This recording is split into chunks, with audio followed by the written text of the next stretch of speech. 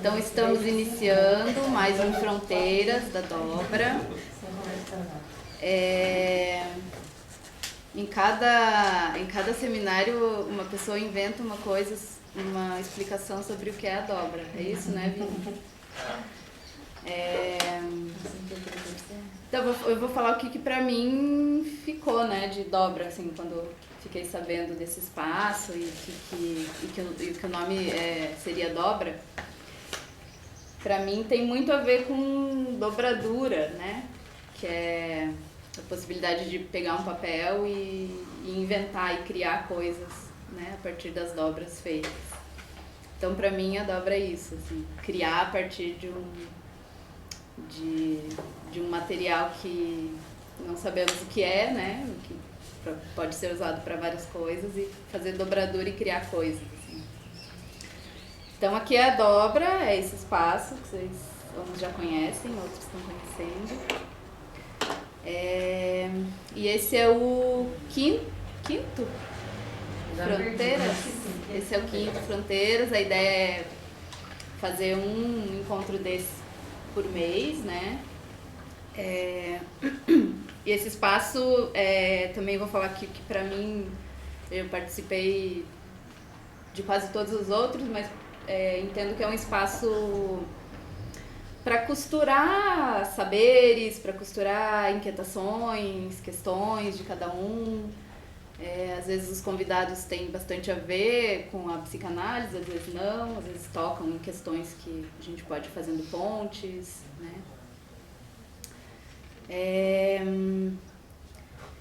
Eu sou a Mariana, comecei a atender aqui na Dobra também, fiz acompanhamento terapêutico, trabalho com clínica, conheço a Ana já faz um tempo, já dividi algumas inquietações com ela sobre o acompanhamento terapêutico e a Ana Gabriela veio contar um pouquinho pra gente, tanto acho que a partir muito do fazer dela, né, de AT, assim, e a fala dela vai abordar esses três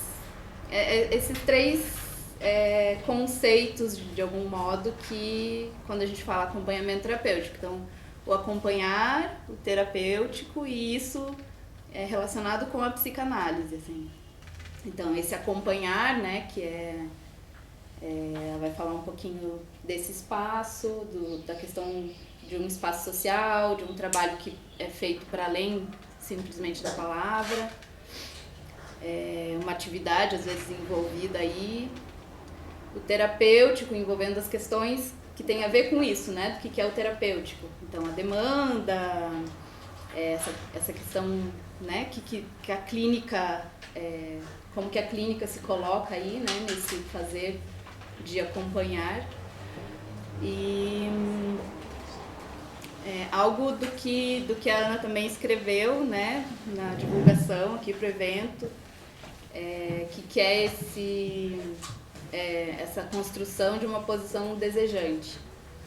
E aí a psicanálise por trás disso tudo, acho que por trás, como pano de fundo, não sei, né, vamos ver o que a Ana vai falar, mas de algum modo tendo em vista que a questão inconsciente, né, do sujeito, e a posição ética também, que acho que são as duas questões que a Ana vai falar um pouco, que envolve esse pano de fundo que é a psicanálise. Então a Ana vai fazer a fala, ela aposta que seja uma conversa que depois da fala dela a gente possa trocar bastante, que a gente possa conversar e fazendo um debate mesmo, assim. Então ela vai falar e depois a gente abre para o debate, para as perguntas. Obrigada, Mari. Eu vou direto pro texto, que eu escrevi meio pensando como eu ia falar, não é um texto que eu achei que era muito rígido, assim, mas eu vou lendo e vou falando com vocês ao mesmo tempo e, enfim. O que você faz? Tem muitas perguntas nesse texto. A primeira é, o que você faz? Eu acho que essa é a pergunta que eu mais escuto quando eu estou na posição de AT. E para responder isso, eu quero passar por alguns pontos que para mim são bem importantes pensar nesse fazer. Primeiro deles, quem está sendo acompanhado? Muitas vezes, quando a gente está acompanhando o caso de AT, a gente está diante de pessoas que estão vivendo experiências de vida muito restritas, em um mundo com experiências muito... com um diâmetro muito fechado, né, de circulação pela vida. Com dificuldade de encontrar um lugar de pertencimento, um caminho possível de percurso na vida. Então, surge uma demanda frente a esses desafios. E na maior parte das vezes, quem solicita a entrada de um AT são pessoas que estão já envolvidas terapeuticamente, clinicamente com o caso, ou a família, ou a escola. Ou seja, pessoas que estão em posição de alguma forma de responsabilidade sobre esse caso, sobre esse sujeito. E muitas vezes a demanda recai sobre agir sobre essas restrições, que muitas vezes são lidas como incapacidades, incompetências ou incômodos. Ou às vezes cai numa via de alguém que possa fazer companhia, porque tem-se a leitura de que é um sujeito que está muito sozinho na vida. Enfim, são diversos esses pedidos. Então, além disso, é importante estar atento, além desses pedidos, a estar atento a essas relações dessas pessoas que estão envolvidas com esse sujeito. Porque isso dá pistas para a gente de como manejar o caso. A gente, com frequência, está diante de uma configuração sintomática dessas relações, né? Aquilo que o sujeito apresenta como sintoma está dizendo alguma coisa dessas relações também. E aqui é uma questão para mim, eu não sei, enfim, talvez a gente possa pensar nisso no debate também, como um ponto para a gente conversar, onde que está, como se estabelece a transferência então nessas relações. É com a equipe clínica, é com a família, é com a escola, é com o sujeito que está sendo acompanhado, é com todo mundo, é muita transferência, como que a gente articula tudo isso? Mas eu tenho para mim que diante do sujeito que está em situação de estar sendo acompanhado, a gente também, não só transferência, mas a gente também tem uma posição de apoio mesmo, assim, de apoiar a circulação, de sustentar a diferença, de experimentar junto. Vamos ver um pouquinho mais para frente o que isso quer dizer. Bom, como eu falei, com frequência a gente está diante de sujeitos que são tidos como incapazes, né, que incomodam, mas numa leitura psicanalítica a gente pode dizer que a gente está diante, muitas vezes, de sujeitos que não estão respondendo a uma universalidade, a universalidade do falo, né, de centralização dessa lógica, que estão fora, fluidos ou às margens disso, né? De alguma maneira não toparam com esse pacto do falo. Então, como que eu posso dizer isso? Então, a sociedade, o social como um todo, ele está estruturado em torno disso.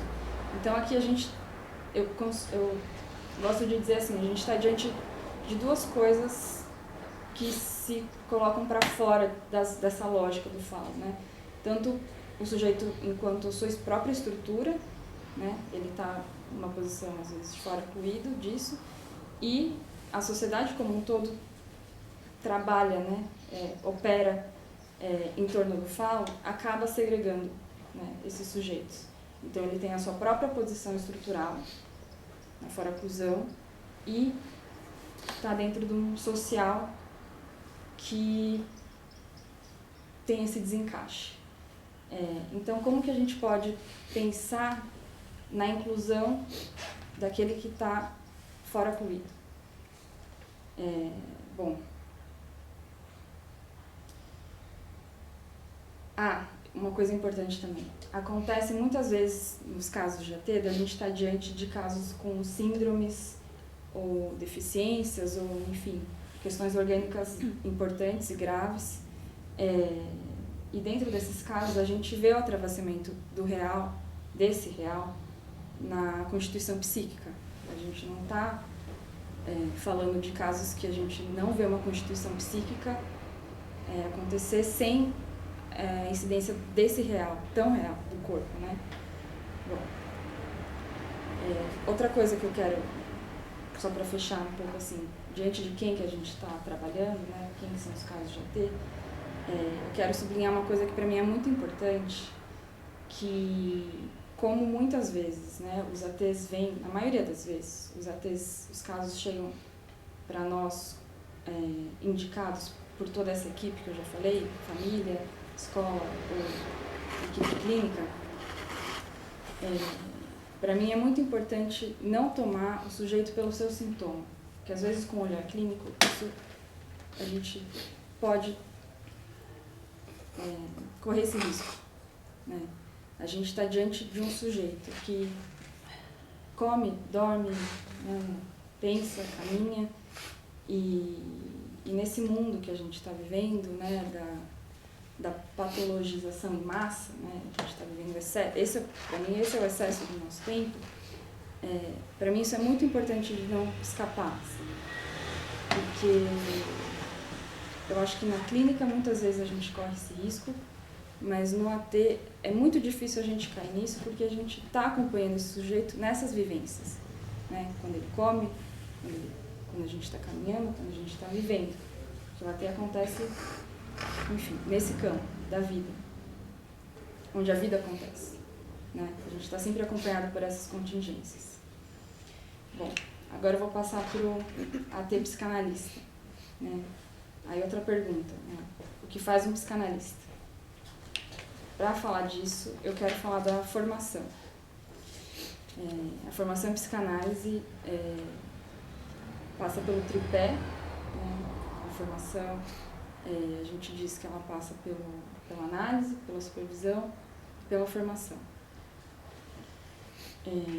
O AT, que faz essa escolha teórica da psicanálise,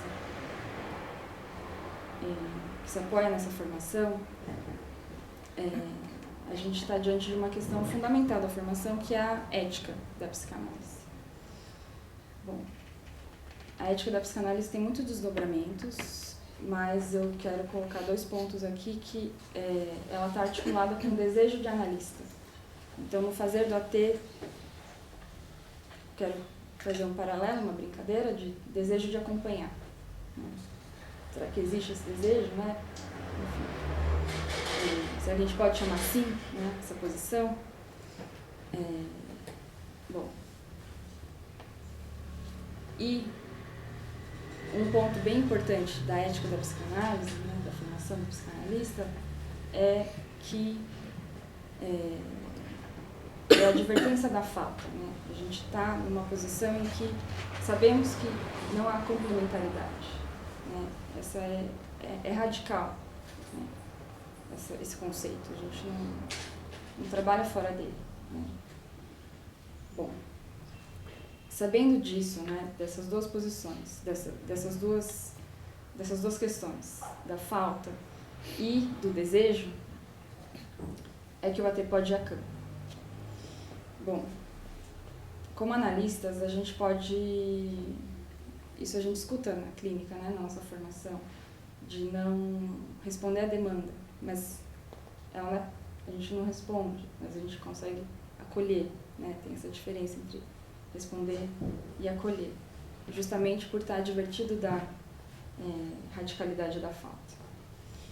Bom, sabendo que não existe essa correspondência, né, essa equivalência, né,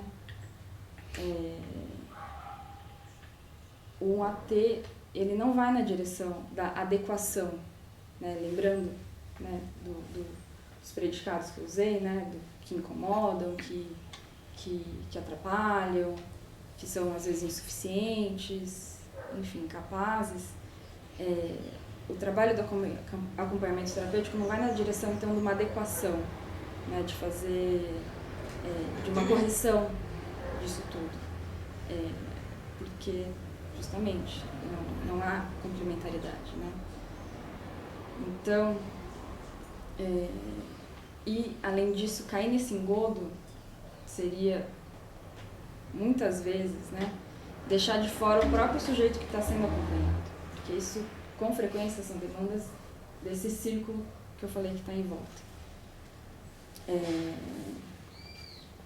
Outro caminho que eu vejo que é um pouco arriscado também no trabalho de AT é seguir por uma noção do estar fazendo o bem, né? De ser uma coisa, enfim, o bem, que é um caminho pela via do ideal, né? Ou seja, da moral, e a moral também é articulada à normalidade, né? Então, o trabalho não é na direção da gente,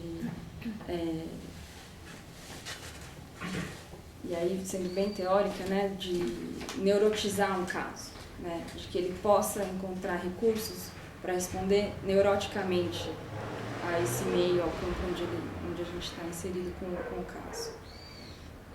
E eu acho que isso é um risco grande dentro das escolas, né, que é onde a gente vê onde tem muita incidência desses ideais, né. Outra coisa importante no fazer do psicanalista é a escuta do caso a caso, né? E quando a gente diz isso, a gente está dizendo de escutar a singularidade do sujeito. E isso é escutar o inconsciente.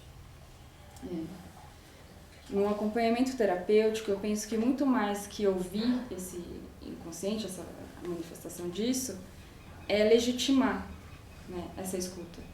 É trabalhar na possibilidade do sujeito poder fazer circular essa sua singularidade no campo, na cidade, na escola, enfim, onde o AT vai se encontrar.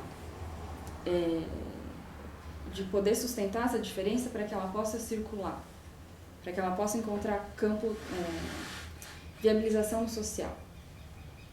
E essa é uma diferença bem importante que eu penso do trabalho clínico, né?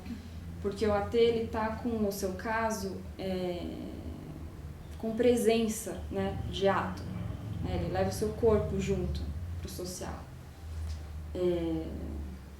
Você acompanha o sujeito nessa construção. Bom. Além disso, eu diria também que o trabalho de AT é um trabalho contínuo de pesquisa, né? Porque nessa de escutar o inconsciente, ou seja, a singularidade, a diferença, o traço, né, desse sujeito, você tem ali um achado, né, uma coisa que pode ser muito fértil para uma investigação, para uma pesquisa. Encontrar um campo de interesse, encontrar uma preferência, encontrar algo da cultura, algo do social, que chamou aquele sujeito, né? Onde ele se encontrou de alguma forma, para poder, junto com ele, seguir nas investigações, na pesquisa, para que ele possa, né, lembrando do que eu estava falando lá no começo, né, de sujeitos muito restritos, para que esse campo, né, esse diâmetro comece a aumentar. E isso inclui novas relações, ou outras relações, enfim, outra posição nas relações também. Isso também é legitimar o que você está ouvindo desse sujeito, né? É poder colocar isso num patamar de autenticidade sobre ele mesmo, né? Bom, e às vezes isso na escola, gente, pode ser... Fica muito abstrato falando assim, né? Mas na escola, pensando que é onde mais acompanhei casos de AT, isso vai desde, assim, uma matéria, um recorte de uma matéria, um lugar na escola, um cargo da escola, assim, são muitas possibilidades, assim, né? É diverso isso, assim, eu estou dizendo isso para a gente expandir um pouco a escuta, e quando a gente fala de elementos da cultura, né, pode ficar muito preso a coisas, enfim, mais abstratas, assim, né? Bom, seguindo. Nesse percurso, a gente vê, então, o sujeito encontrar no laço social, na cultura, portanto, uma certa noção de pertencimento, né? Que ele possa, dentro desse contexto, né, desse tempo, desse lugar onde ele está vivendo, exercer o seu próprio traço. E aí eu vejo o trabalho do AT num movimento de pêndulo, sabe? Entre o singular, o social, mais do que de uma complementariedade, como, né, retomando o que eu estava dizendo antes.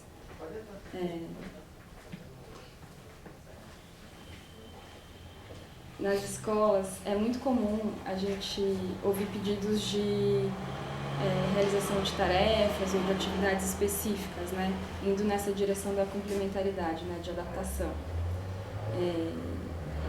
E o AT, ele sim realiza atividades, né, que às vezes parecem muito triviais até, mas eu acho que é muito importante se perguntar se essa atividade ou se essa tarefa está tendo alguma função, nesse caso, nesse sentido do pêndulo, e não só no sentido da adequação, né, da correção, enfim, se está indo no sentido do laço ou de outra coisa, ou só de estar fazendo, enfim, dando conta de alguma coisa que não havia outro recurso para estar ali, né, como às vezes acontece de só, enfim, fazer porque não tinha ninguém para estar junto dessa pessoa na hora de realizar tal atividade.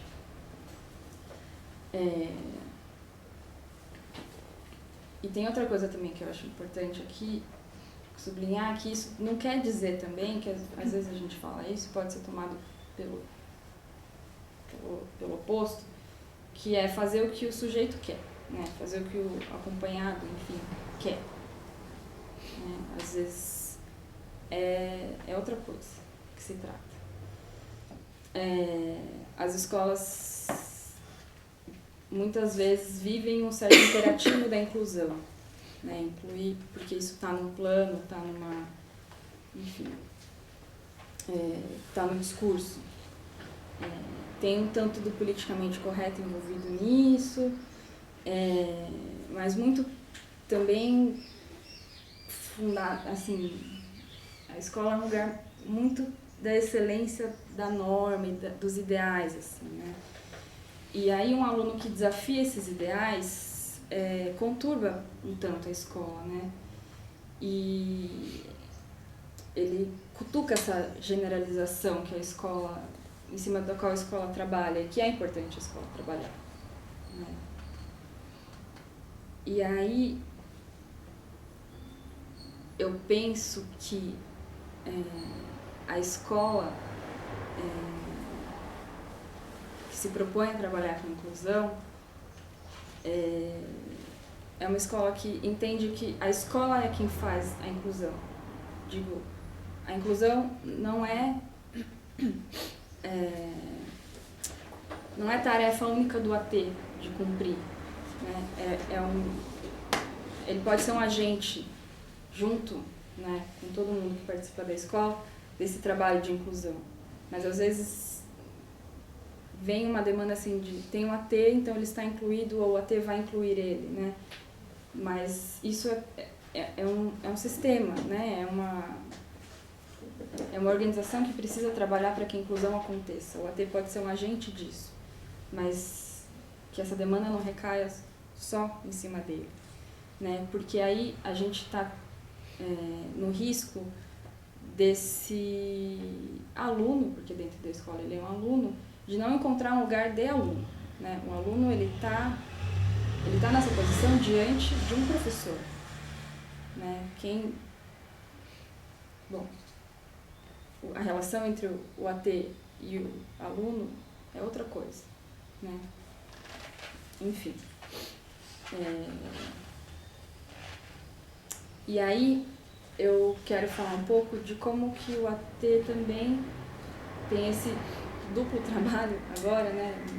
Um segundo trabalho de instigar nessas pessoas que estão envolvidas assim, na relação com o caso, né? Seja com a família, ou escola, enfim, com os outros profissionais que acompanham, de ir construindo um outro lugar para esse sujeito também, né? Para ir deslocando um pouco enfim, daquela posição que eu falei no começo.